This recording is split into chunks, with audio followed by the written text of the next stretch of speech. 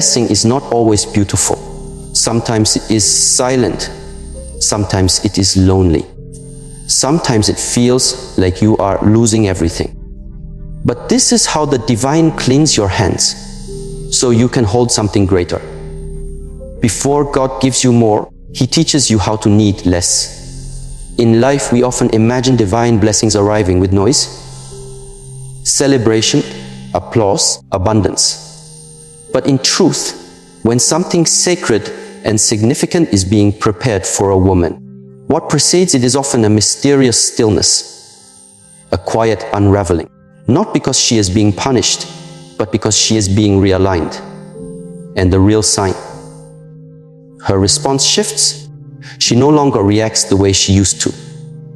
Her nervous system begins to speak a new language, the language of trust.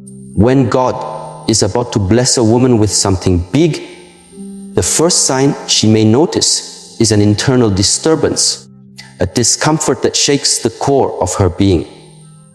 In this moment, everything she thought she knew about her life, her purpose, her roles, everything seems to be in flux.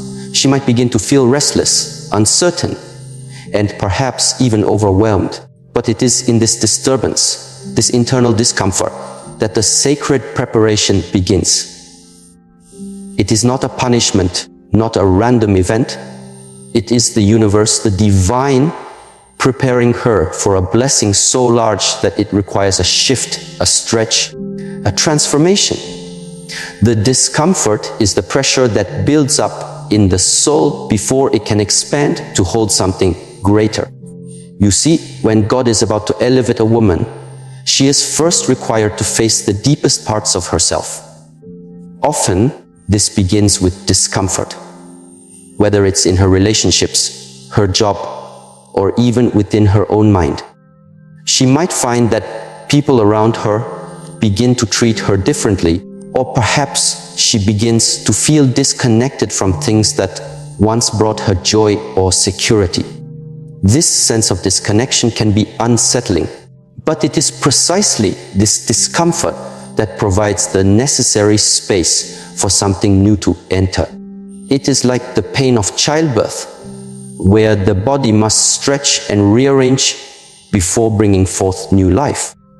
The soul too must stretch to make room for a bigger blessing. And this process is neither quick nor easy.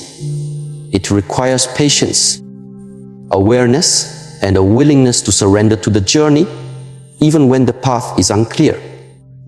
In these moments of discomfort, many women make the mistake of seeking immediate relief. They want to return to their old way of life, the familiar, the comfortable. Yet, if they take a step back and allow themselves to feel the discomfort fully, they will realize that this is not an obstacle, but a gift. Discomfort is the teacher that prepares them to let go of what no longer serves them. It helps them recognize the false beliefs, the limiting patterns, and the attachments that have kept them stuck in one place. And as painful as this may be, it is the first step toward liberation. The brain is wired to seek comfort and avoid pain, but when we only seek comfort, we miss the opportunities for growth that discomfort brings. Neuroscience shows us that when we are faced with discomfort, the brain activates certain regions that help us process and adapt to stress. This is a protective mechanism, but it is also a chance for transformation. When a woman learns to sit with discomfort, rather than running from it, she begins to train her nervous system to stay calm in the face of uncertainty. This is where true growth happens, not in the moments of ease, but in the moments of discomfort, when the soul is stretched. Consider the story of a woman named Maya. Maya had always been successful in her career, but she felt a deep sense of dissatisfaction that she couldn't explain. She had built her life around external achievements, her job, her relationships, her image. But deep inside, she knew something was missing.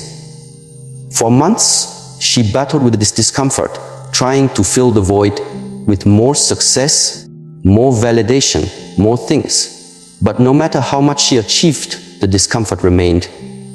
One day, Maya decided to step back and confront this feeling. She sat in stillness, allowing herself to feel the discomfort fully, without judgment. In that silence, she began to realize that her identity had become too tied to external validation. She had been clinging to the idea of success, but it was no longer serving her. It was a hard realization, but it was the first step toward a greater understanding of herself. Maya's journey didn't end with that realization, but that was the moment when she stopped running from discomfort and began to see it as a sign that her soul was being prepared for something new. She began to redefine her purpose, to find joy in things beyond external achievements. And as she did, the discomfort slowly transformed into clarity, peace, and alignment. This transformation didn't happen overnight, but it began the moment she allowed herself to face the discomfort and trust that it was part of a greater plan. As women, we often resist discomfort because we think it's a sign of failure or that we are doing something wrong. But discomfort is often the precursor to a breakthrough. It is the divine's way of making space for something bigger, something more aligned with our true essence.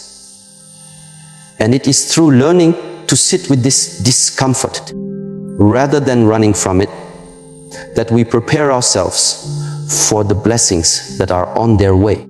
The second sign that God is preparing a woman for a big blessing is the experience of detachment from what once defined her. This could be a job, a relationship, a routine, or even a way of thinking.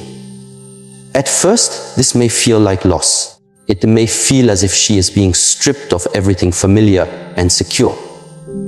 But in reality, it is not loss. It is a divine realignment. Detachment is not about giving up.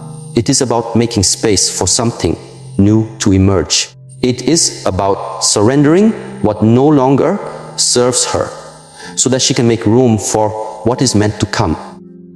Detachment can be one of the most challenging parts of the journey. It often requires a woman to let go of her attachments to the things, people, or identities that have defined her for so long. This could be the attachment to her job title, her relationship status, or even the way she has been perceived by others. These attachments are like chains that keep her bound to the past, to the person she once was.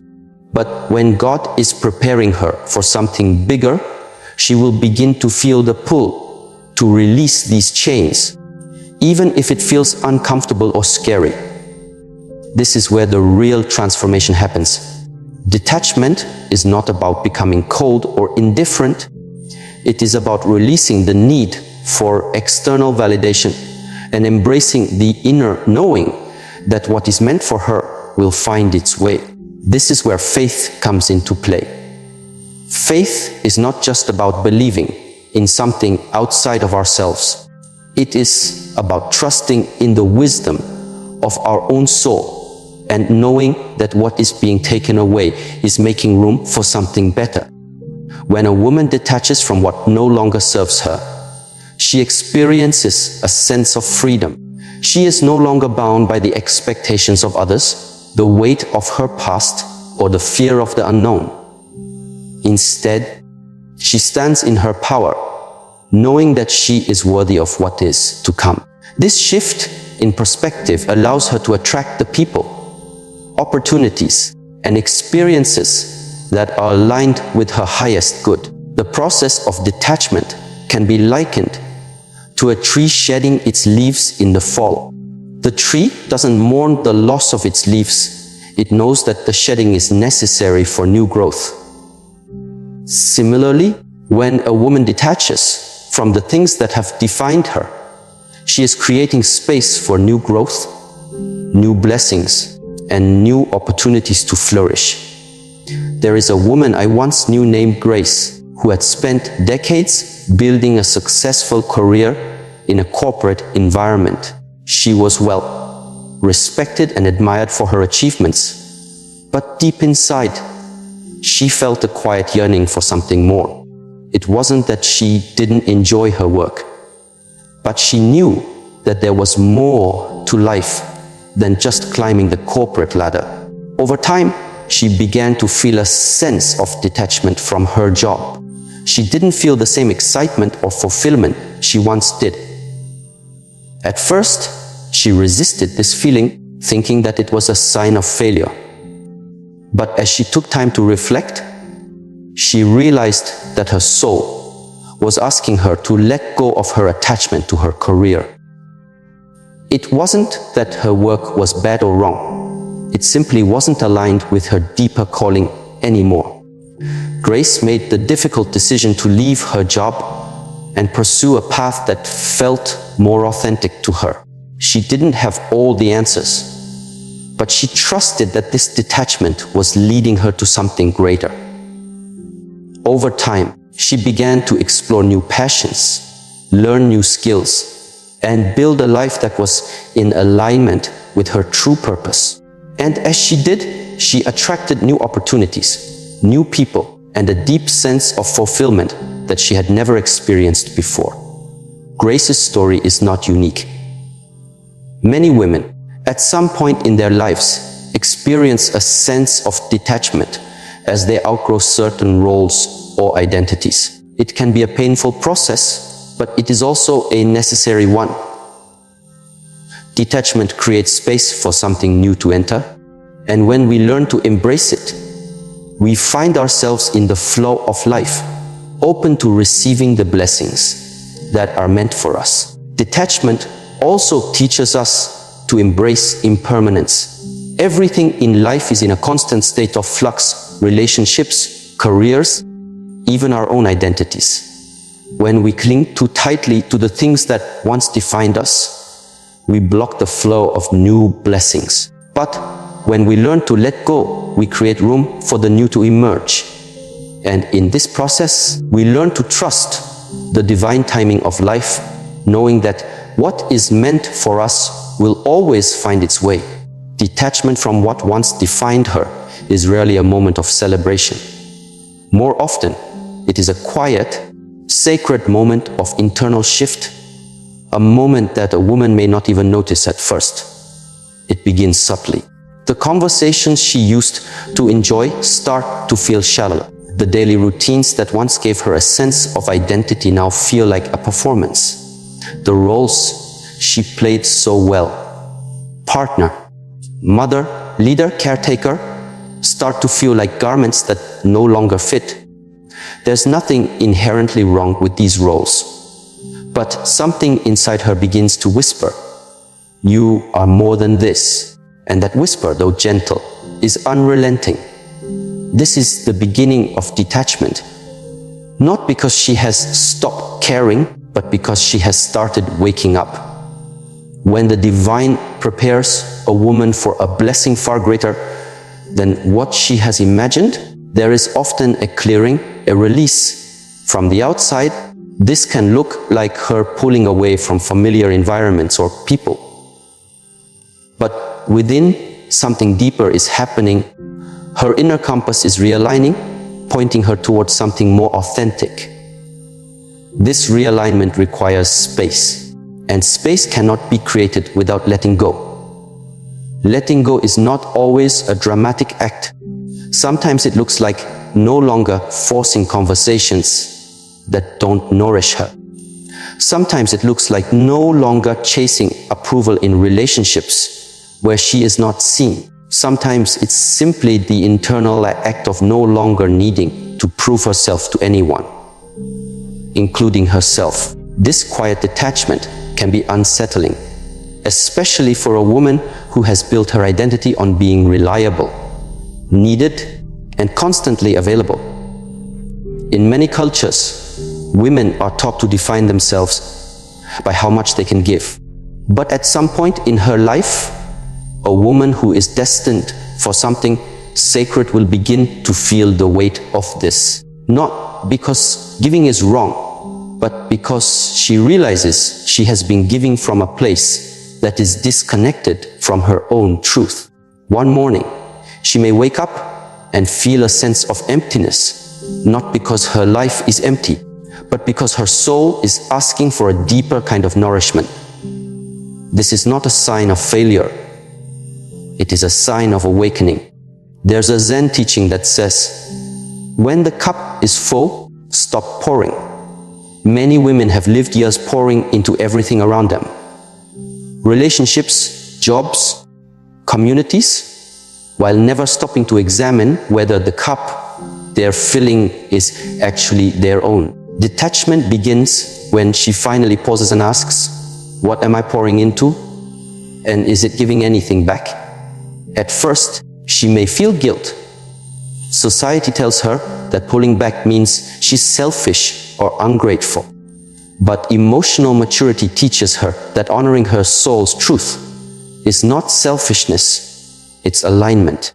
And alignment is the only place from which real love, real purpose, and real peace can grow. Consider Elena, a woman in her 50s who had built a life around caring for others. A devoted wife, a nurturing mother, a loyal employee. She rarely took time for herself, believing that her worth was tied to her usefulness. Over time, however, she began to feel invisible in her own life. She wasn't angry, just tired. One evening, after cooking dinner and cleaning the kitchen in silence, she looked in the mirror and whispered, "I don't know who I am anymore." That moment, though painful, was sacred.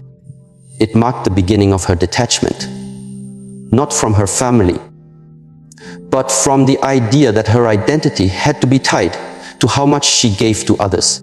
She began making small changes, walking alone in the mornings, reading again, exploring painting, which she hadn't done since her 20s. She didn't announce these changes. She simply began honoring the quiet voice inside her that had long been silenced. In time, her relationships transformed, not because she demanded it, but because she returned to them no longer depleted, but whole. There is a spiritual and psychological mechanism at play here. From a neurological standpoint, attachment creates familiar neural loops.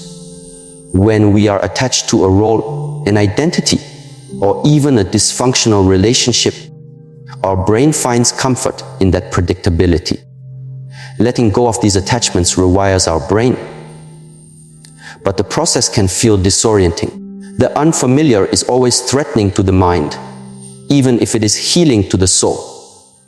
However, this is where inner work meets outer transformation. When a woman begins to detach from what no longer aligns, she begins to build new neural patterns. Patterns that prioritize authenticity over approval, presence over performance, and connection over control.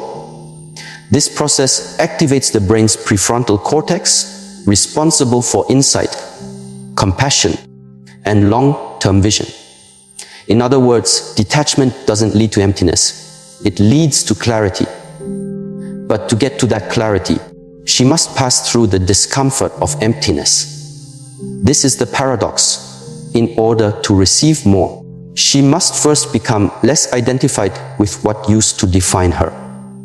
And this process cannot be rushed. Eastern philosophy teaches that non-attachment is not the absence of care, but the presence of clarity. It is the wisdom to love fully without clinging, to engage deeply without losing oneself, and to walk away when peace costs too much. In Taoist tradition, the river flows not by force, but by following its natural path. A woman aligned with divine timing understands that detachment is not resistance. It is flow. She no longer needs to chase or convince. She trusts that what aligns with her truth will stay, and what doesn't will naturally drift away. In relationships, this shift is often the most noticeable. When a woman is being prepared for a higher, kind of love. She will first be asked to release the lesser versions she has accepted. This could mean the emotionally unavailable partner, the one-sided friendships, or the constant dynamic of overgiving. She doesn't need to argue or explain. She simply begins to feel the dissonance and gently steps away. It may be subtle. She may stop replying to certain messages. She may no longer engage in conversations that drain her spirit.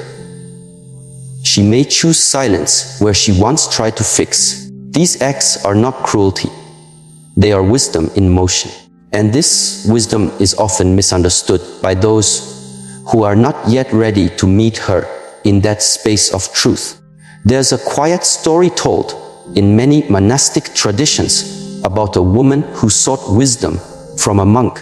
She asked him how to find peace in a world filled with noise, pressure, and responsibility. The monk replied, "Empty your hands." The woman looked down, confused. "But I'm not holding anything." The monk smiled gently and said, "Not with your hands, with your heart." Detachment is the process of emptying the heart of everything that is not love, not truth, not aligned. It is the act of making space, not for less, but for more of what matters. This emotional clarity begins to reflect in her posture, her breathing, her presence. When a woman no longer clings to false identities, her nervous system begins to calm. Her breathing becomes deeper, more grounded. Her shoulders soften, her voice steadies. Presence returns. She no longer rushes to respond, react, or prove. She moves with deliberateness, not because she is guarded, but because she is centered. There is a powerful physiological shift that occurs when detachment becomes embodied. The parasympathetic nervous system, responsible for rest and regulation, becomes dominant. This shift lowers stress hormones like cortisol and increases oxytocin, the hormone of bonding and connection. Ironically, the more detached she becomes from ego-based relationships, the more authentically she can connect. Detachment does not kill intimacy. It purifies it. This is why many women who undergo this transition find themselves attracting different kinds of people. Their conversations shift from gossip to growth. Their connections move from transactional to transformational. They are no longer available for half-hearted interactions because they have tasted what it feels like to be whole. A woman named Zahra once shared her experience after leaving a long-term relationship. It wasn't abusive or dramatic, but she knew in her heart it was no longer aligned. "I had become so used to being half seen," she said, "that I forgot what it felt like to be fully met." After the relationship ended, she entered a long period of solitude. Not loneliness, solitude. During that time, she journaled, walked in nature, studied healing modalities. She said the hardest part wasn't being alone. The hardest part was letting go of the part of her that believed she needed someone else to validate her existence. That part had grown strong through years of conditioning. But as it dissolved, something softer and stronger took its place. Zahra learned to hear her own voice again. She began painting, something she hadn't done since childhood. She met people, not through apps or agendas, but through alignment. One of those people became a close friend, another became a mentor, and in time, someone entered her life who met her not with intensity, but with presence. And she was able to receive it, not because she was lucky, but because she had made room. This is the invisible work that precedes visible blessings. Before a woman can receive something sacred, she must first create space. Detachment is the broom that sweeps the inner temple clean. And yet, this process is not linear. Some days, she will feel clear and empowered. Other days, She will grieve the old identities she is releasing. She may even return briefly to familiar habits, not as failure, but as part of integration. Healing is not a straight line. It is a spiral, a dance, a returning. The key is not perfection, but presence. To stay aware, compassionate, and curious. To ask, is this choice coming from fear or from love? And when the answer is fear, to breathe deeply, to return to the body, and to choose differently. Mastery is not about being above pain. It is about knowing how to stay present through it. And detachment, at its core, is an act of mastery. It is the choice to trust the unseen, to honor the sacred timing of life, and to believe that what is meant for her will not require her to betray herself to receive it. In this space of quiet detachment, something begins to awaken, a sense of possibility, a sense of readiness, not for just anything, but for something true, something sacred, something that doesn't just match her preferences, but her purpose. This is the space where blessings begin to take form, not from effort, but from embodiment, not from desperation, but from devotion, not from clinging, but from clarity.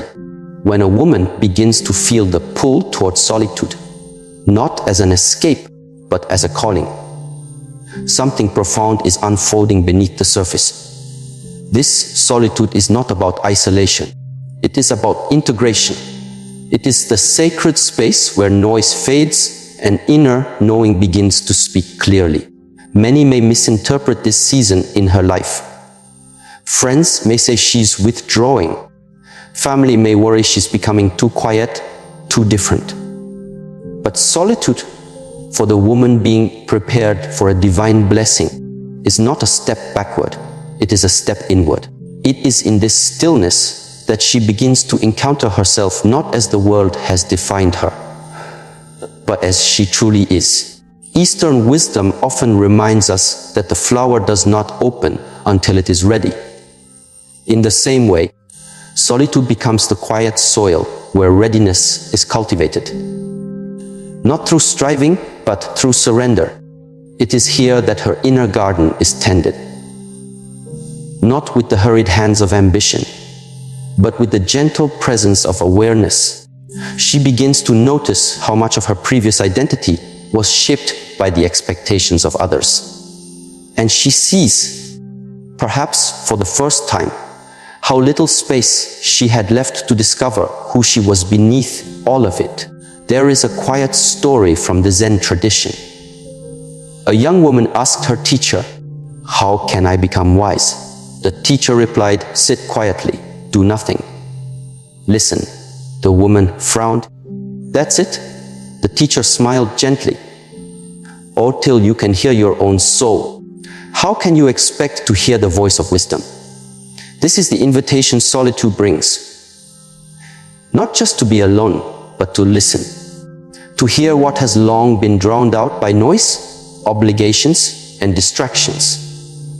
At first, solitude can feel uncomfortable.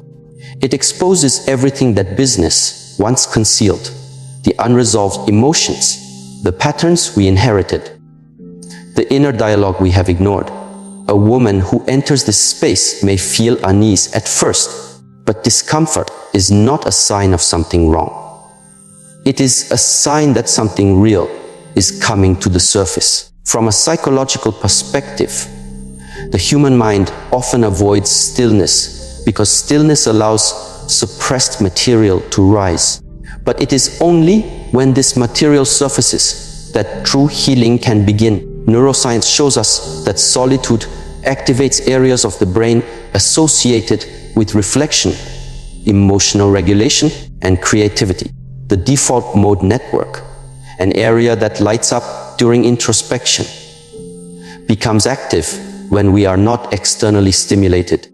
This network supports insight, memory processing, and self-referential thinking.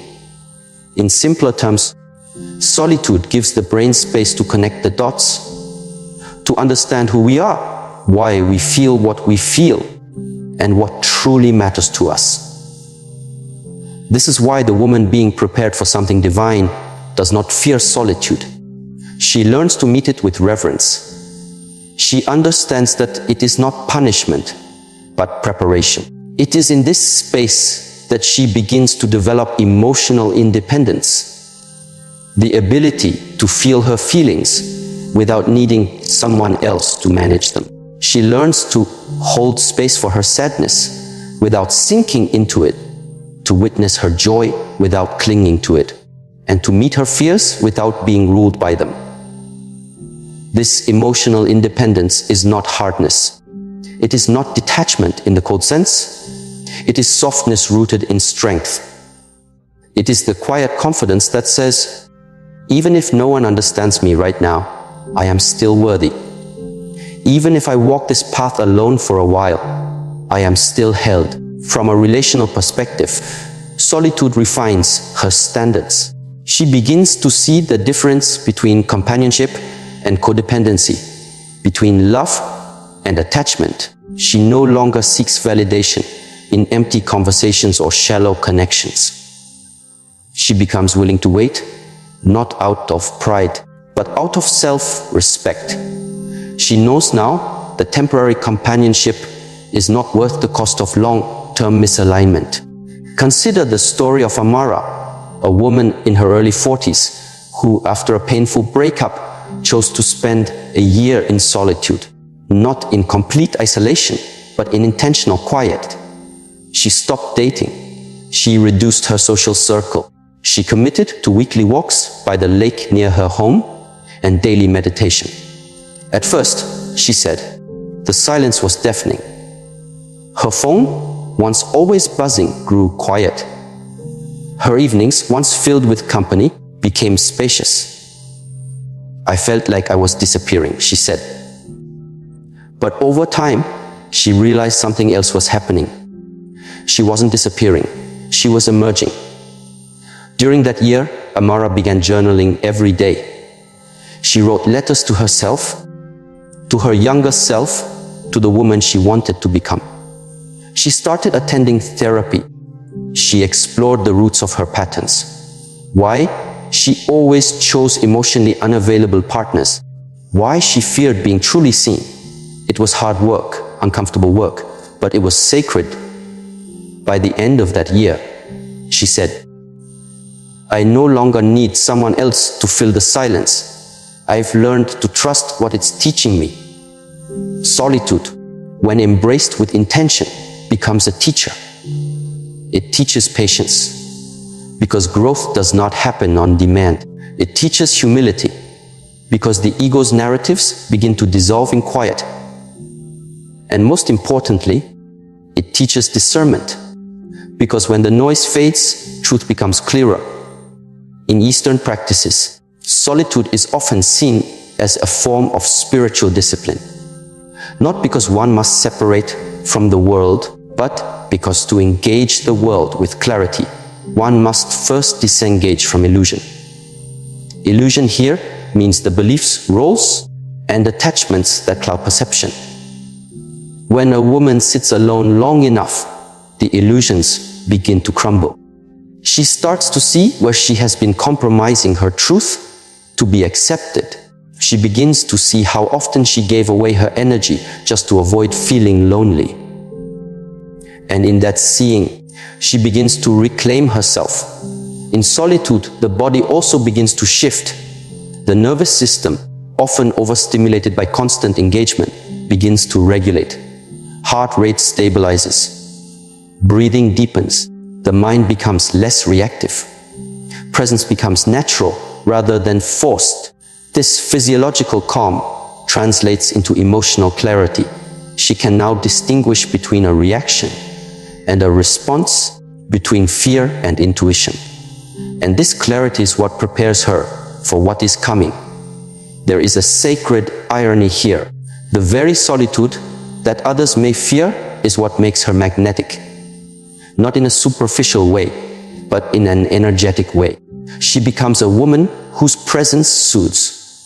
She listens more deeply, speaks more truthfully, moves more intentionally. She no longer needs to prove anything. her stillness becomes her power. This is the kind of woman who enters a room and changes it without saying a word.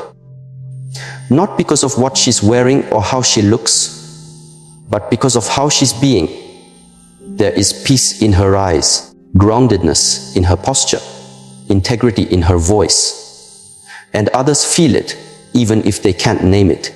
From a relationship perspective, solitude has taught her what she will and will not accept. She is no longer impressed by charm without character or attention without depth. She doesn't need grand gestures. She values quiet consistency. She doesn't chase. She attracts, not through manipulation, but through magnetism. And that magnetism comes not from trying to be loved, but from being fully herself. She is not desperate. She is discerning. She is not closed off. She is cautious, with good reason. She has learned, perhaps through heartbreak, that not every hand that reaches for her is meant to hold her. And she is no longer afraid to walk alone if it means protecting her peace. This doesn't make her cold. It makes her clear. Clarity is what solitude gives, and clarity is the greatest gift a woman can carry into any relationship. Because with clarity, she does not confuse chemistry for compatibility. She does not mistake intensity for intimacy. She knows the difference between a connection that expands her and one that diminishes her. She knows how to listen to her body, how it tightens or relaxes in someone's presence. She knows when her energy rises and when it dims. She becomes fluent in the language of intuition. And intuition is always sharpened in silence. There's an old proverb that says, "In the silence of the heart, God speaks." This is what solitude reveals, that we are not alone in the way we fear. That within the quiet, there is a presence. Call it God, call it source, call it inner wisdom. But it is real. And once a woman touches it, she cannot go back to pretending. She needs external validation to feel whole. She begins to see that the partner she desires must be able to meet her in that same depth. Not because she demands it, but because she has become it. She does not ask for what she is not willing to embody. And this makes her rare. Not perfect, but rare. Because in a world that often rewards performance, she has chosen presence.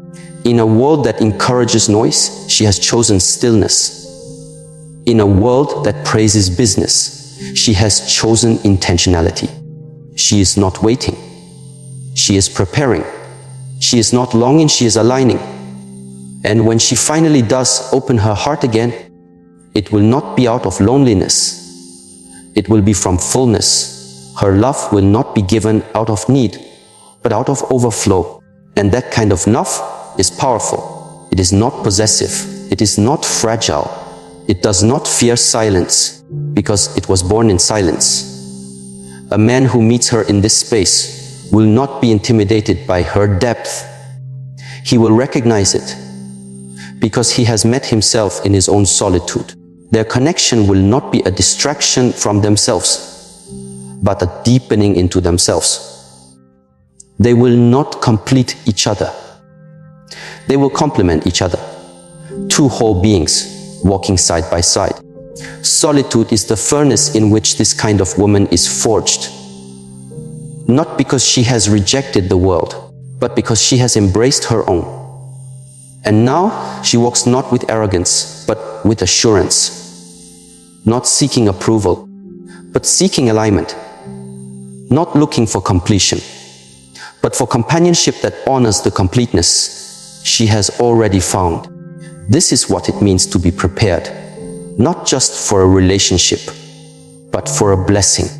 A blessing that will not pull her out of herself, but will meet her exactly where she is, whole, aware, and ready. When a woman starts to feel increasingly drawn to her body, not as an object to perfect or a project to fix, but as a temple to listen to, it is often a sign that something profound is awakening. This shift is subtle, but unmistakable. She becomes more attuned to how she breathes, how she walks, how she holds tension in her shoulders or softness in her belly. Her body becomes not just a carrier of her life, but the messenger of her spirit. She may not yet understand why she suddenly craves deeper rest, cleaner foods, more movement, or moments of stillness, but the longing is not random. It is intelligence rising from within. It is preparation. Physiologically, the body stores memory. This is not metaphor, but science. Every experience, every emotional imprint, every unspoken word and unlived truth is recorded not just in the mind, but in the fascia, muscles, nervous system. Somatic psychology teaches us that unresolved emotional pain often manifests physically: tight hips from suppressed grief, clenched jaws from years of silence, shallow breathing from long-held anxiety. And so, when a woman begins to turn her attention inward and becomes curious about her body's signals, she is not being self-indulgent. She is becoming self-aware. This journey toward embodiment is sacred. In many Eastern traditions, the body is not seen as separate from spiritual practice, but as the very vessel through which it unfolds. Mastery of the self is not achieved by transcending the body, but by becoming fully present in it.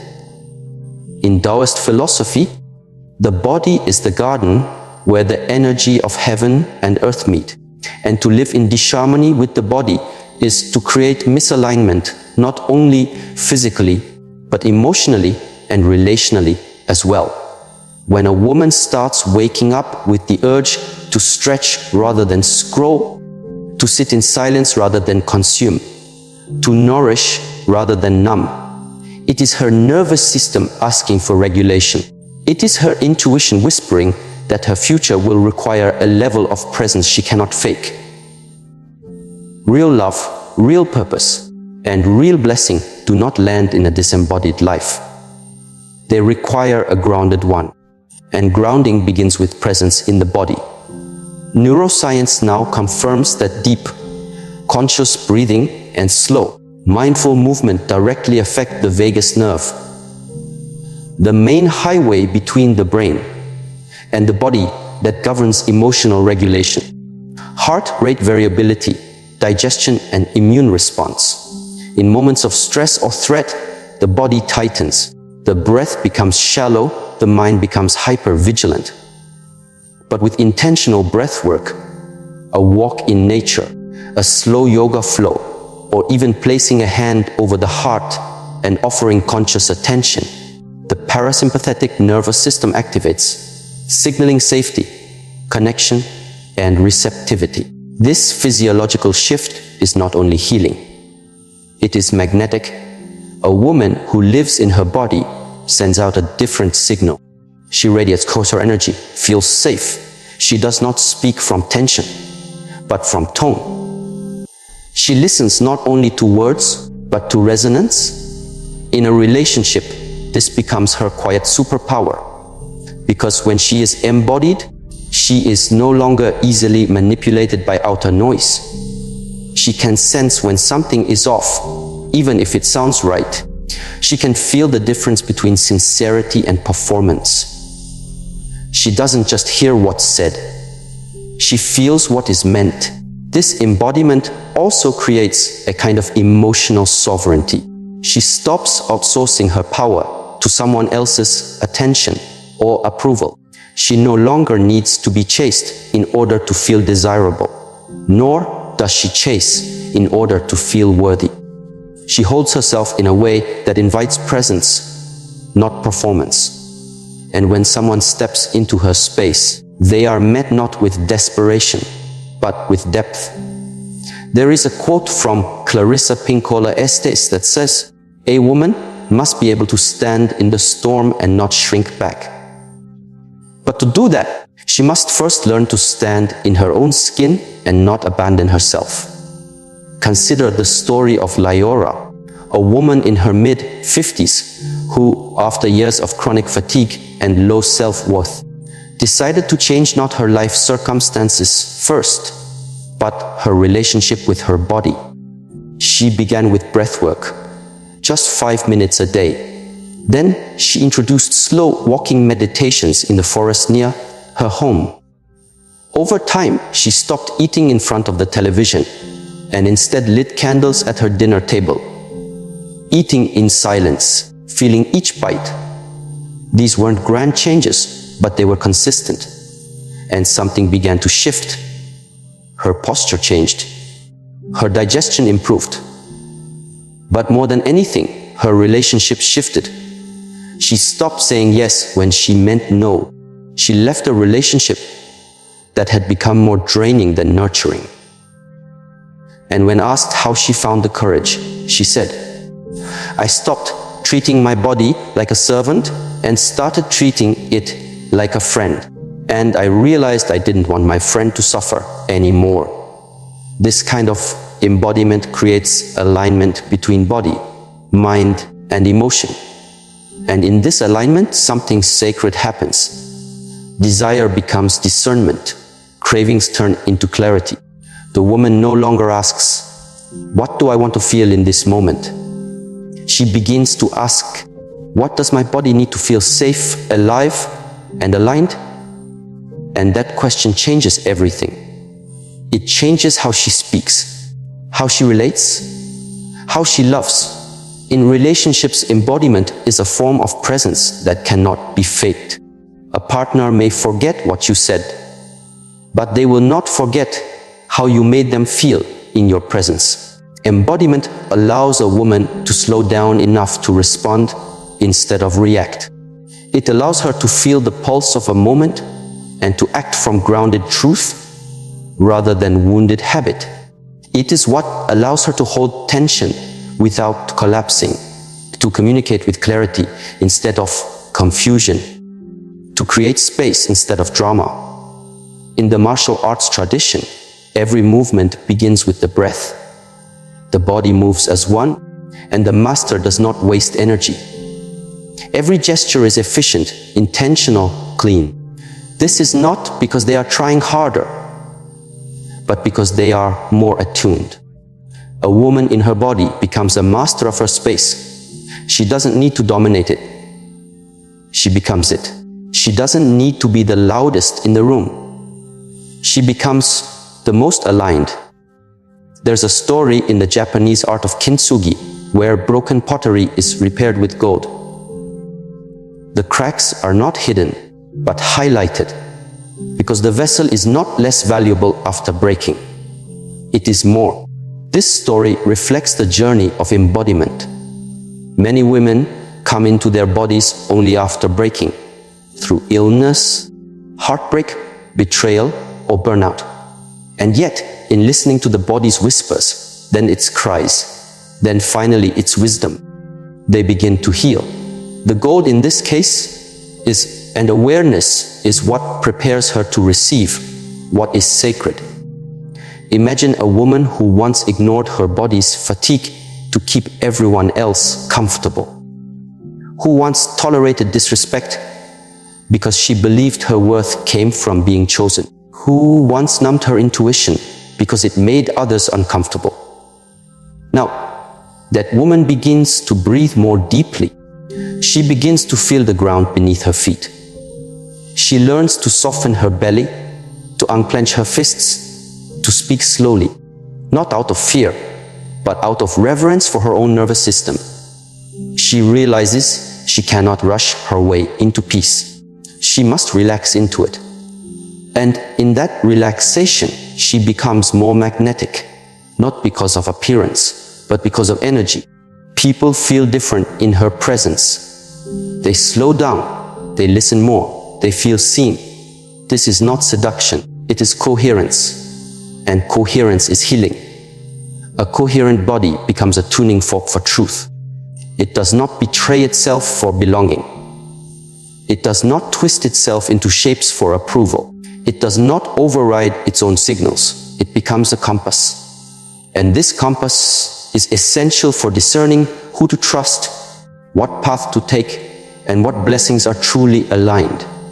When the body says yes, it expands. When it says no, it contracts. But if we have spent a lifetime overriding those signals, we no longer trust ourselves. Embodiment is the journey of remembering that the body is not a liar. It only speaks in sensations, not in words. And those sensations are the language of soul. A woman who becomes fluent in this language will not be easily swayed by flattery. She will not be seduced by potential. She will sense whether someone's energy calms her or confuses her, whether they bring peace or provoke anxiety. And this sensing is not paranoia. It is protection. It is presence. This is the wisdom of embodiment. It is not loud. It does not demand.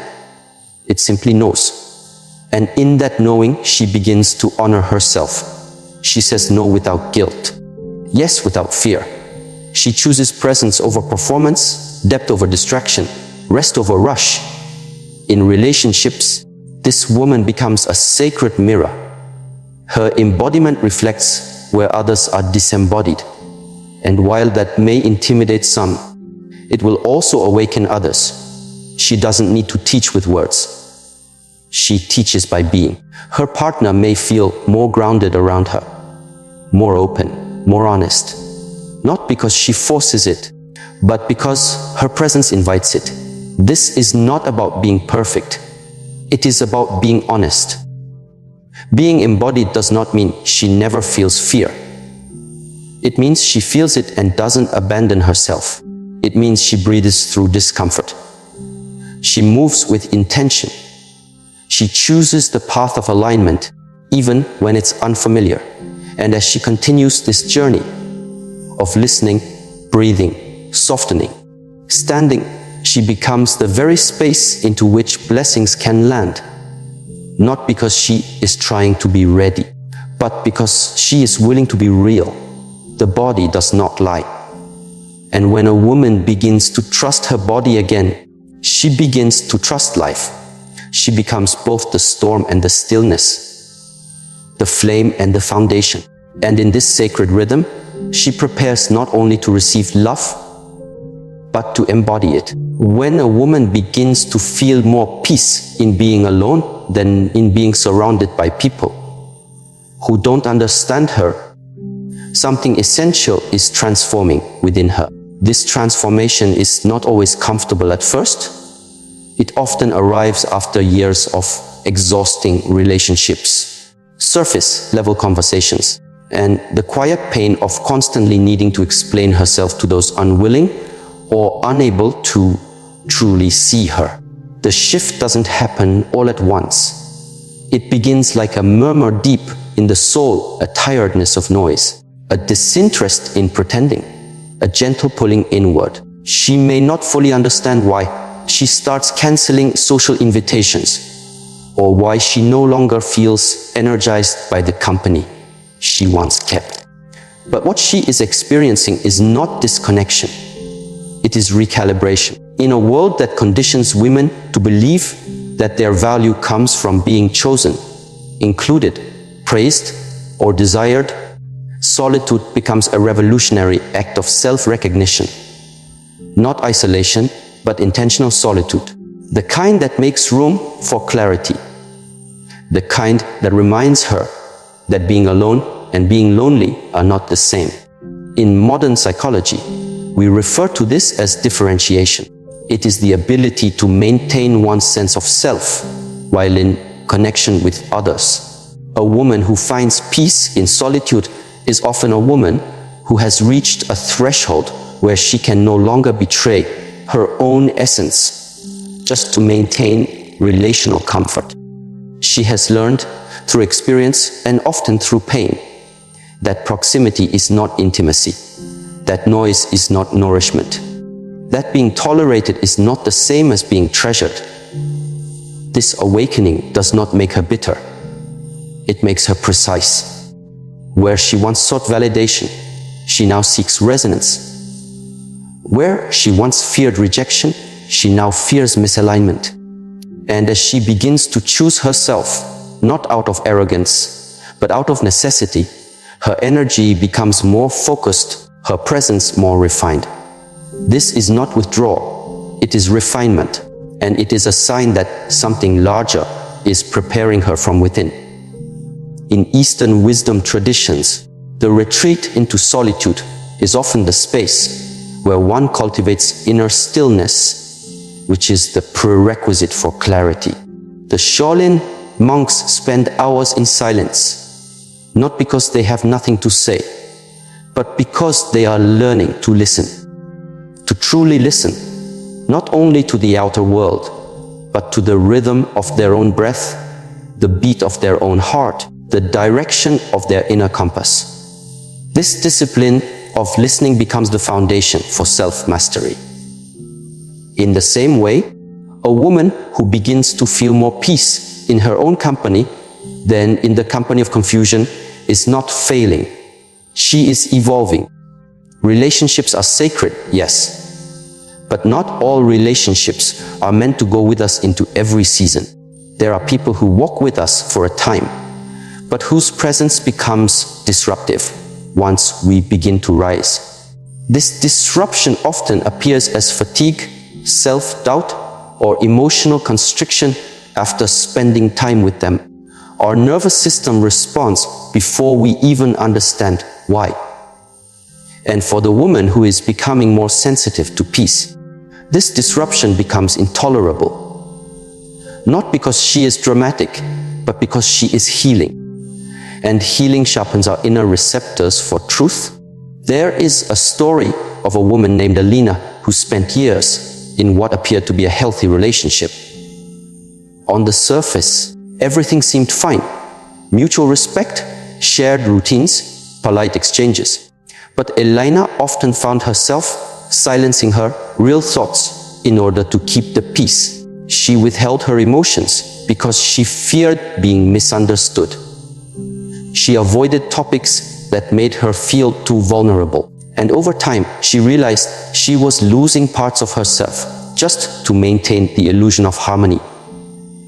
One evening, after yet another dinner filled with small talk and no real connection, she sat on her balcony alone and felt an overwhelming peace wash over her.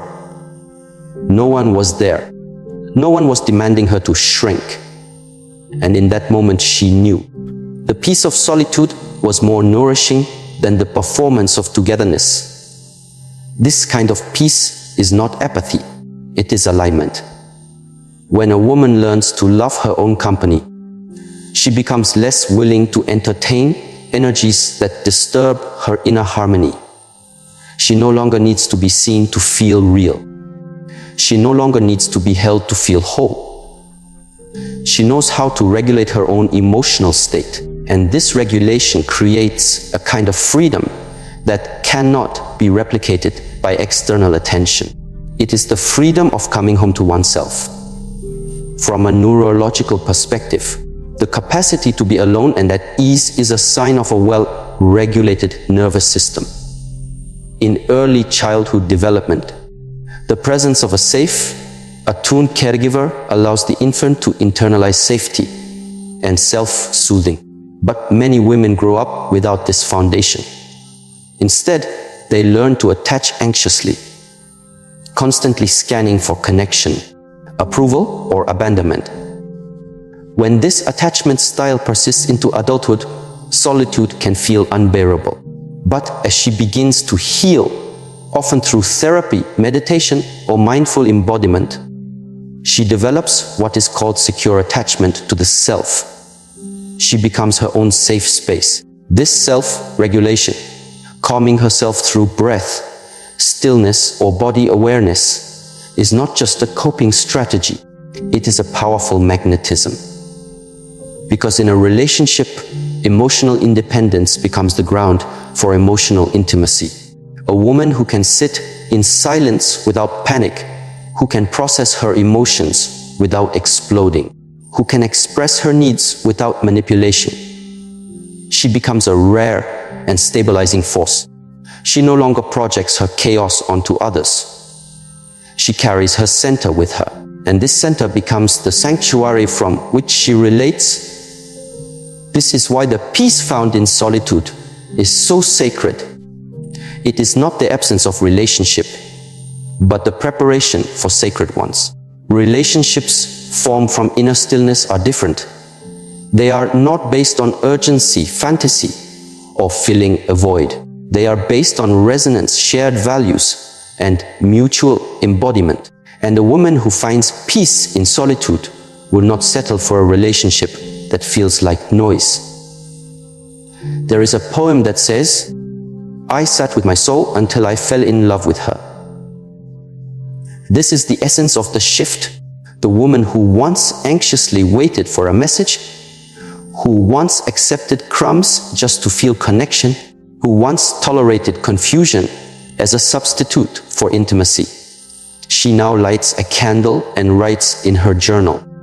She plays music that speaks to her spirit. She walks through the forest and lets the silence answer her questions. And in doing so, she becomes a woman who no longer asks, "Will someone love me?" but rather, "Will this love align with my peace?" This is not loneliness. This is sovereignty. And in this state, she is not against love. She is preparing for it. She is no longer afraid to walk away from conversations that drain her. She is no longer willing to explain her worth to those committed to misunderstanding her. She is no longer seduced by charm if it does not come with consistency. She waits, not in desperation, but in discernment. In practical terms, this might look like choosing a quiet evening over another social gathering that leaves her feeling empty. It might look like ending a situationship that brings more confusion than clarity. It might look like declining a second date, even if he checks all the boxes, because something in her body does not feel safe. And in making these choices, she is not being picky. She is being protective of her peace.